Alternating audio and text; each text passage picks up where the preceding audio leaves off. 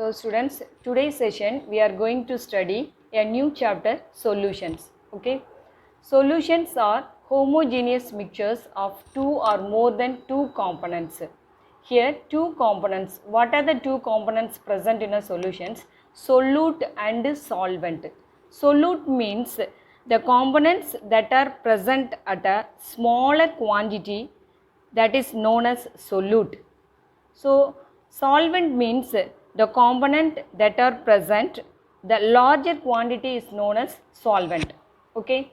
So here in our day-to-day life we are using many ways in different types of solutions: perfumes, air, steel, brass and bronze. Okay. So here brass is a mixture of copper plus zinc. At the same time, bronze is a mixture of copper plus tin. Here the composition is vary, its properties also vary. Okay. So children, why we are going to study these solutions? We may consider that solution means the mixture of two components. Because apart from that, the importance of the concentration of the solutions. Suppose 1 part per million, that is 1 ppm of fluoride ion dissolved with water, it can be prevent tooth decay. Okay. At the same time, above the concentration of 1.5 ppm of fluoride ion, it causes spotted tooth. Okay. At the same time, the above the concentration of 4.5 ppm of fluoride ion, it becomes toxic. So here the concentrations vary, its properties also vary, different types of properties. So that the NaF is used as rat poison. Okay, higher the concentration of the sodium fluoride ion is used as rat poison. In our living systems, we are using intravenous injections. So are always dissolved in water, it containing salts at particular ionic concentrations that match with blood plasma concentrations, so that any change in the concentrations can have the significant impact on the living systems. So that we are going to study this chapter, solutions and their compositions and their properties. Okay. In your book you see 2.1. Okay. The subtopic is given in your NCERT content, types of solutions. So the solutions, there are different three types, that is based on the number of components and based on the nature of solvent and based on the nature of physical state of the solvent. Okay. So here the first one, based on the number of components. Suppose in a solutions it contains two components. So we can call that is a binary solutions.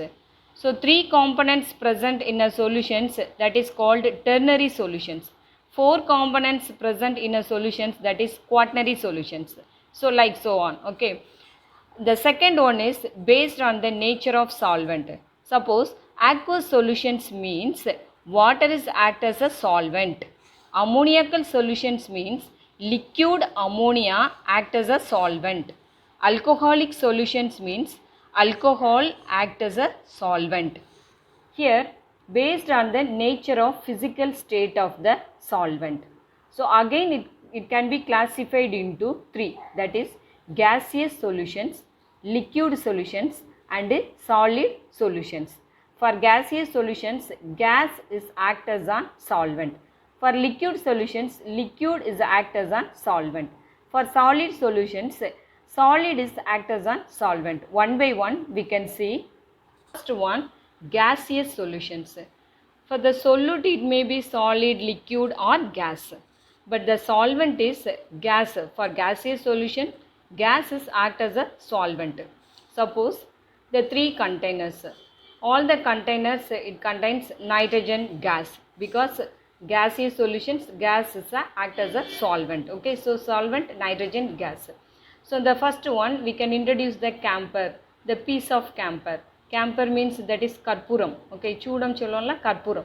So camphor, here the camphor mixed with nitrogen gas, that is solid in gas. Solid is the camphor is a solute and gas, nitrogen gas is a solvent. The second one, CHCl3 means chloroform. Chloroform is a liquid in nature. So the chloroform mixed with nitrogen gas. Okay, so that is liquid in gas. Liquid is a solute and gas is a solvent. The third one, nitrogen gas is a solvent.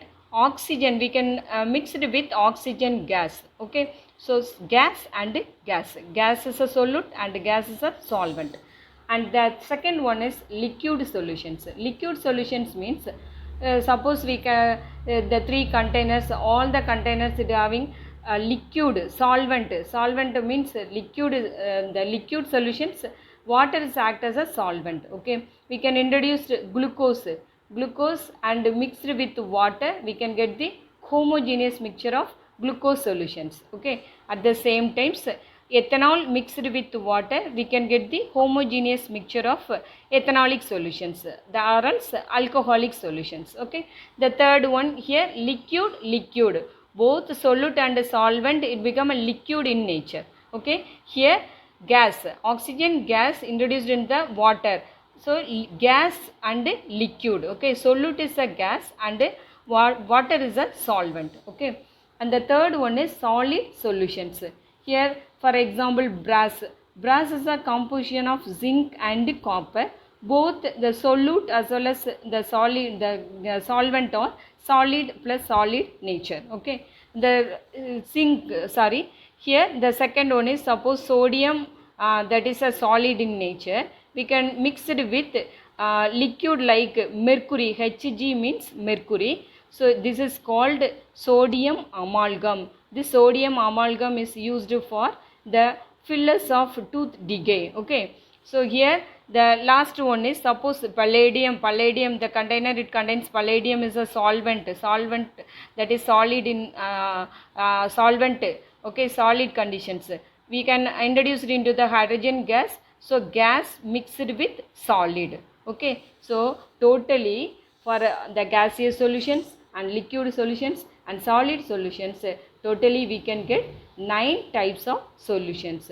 Okay, the next topic we can see one by one how the solutions are expressions. Okay, in your NCERT content you see 2.2 expressing concentration of solutions. Okay, composition of a solutions can be described by expressing concentration. Okay, so here the expressing concentration of solutions, mass percentage, it depends upon weight. Okay, equal to mass of solute by mass of solute plus mass of solvent multiplied by 100 because of percentage. Okay, multiplied by 100. Same thing, volume percentage, it depends upon volume. Okay, so volume of A, that is it represents solute by volume of A plus volume of B.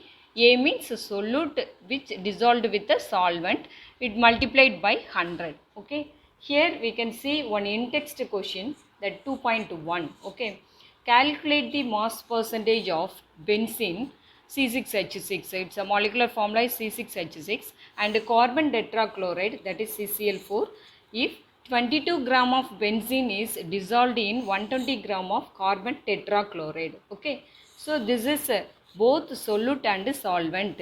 Okay, so you see that 22 gram means lesser amount, so we may consider that it is a solute. Okay, so here 122 gram is a larger amount, so in a solutions larger amount we may consider that is a solvent. Okay, so first of all mass percentage of benzene. Okay, we very well know that what is mass percentage, mass of solute by mass of solute plus mass of solvent into 100.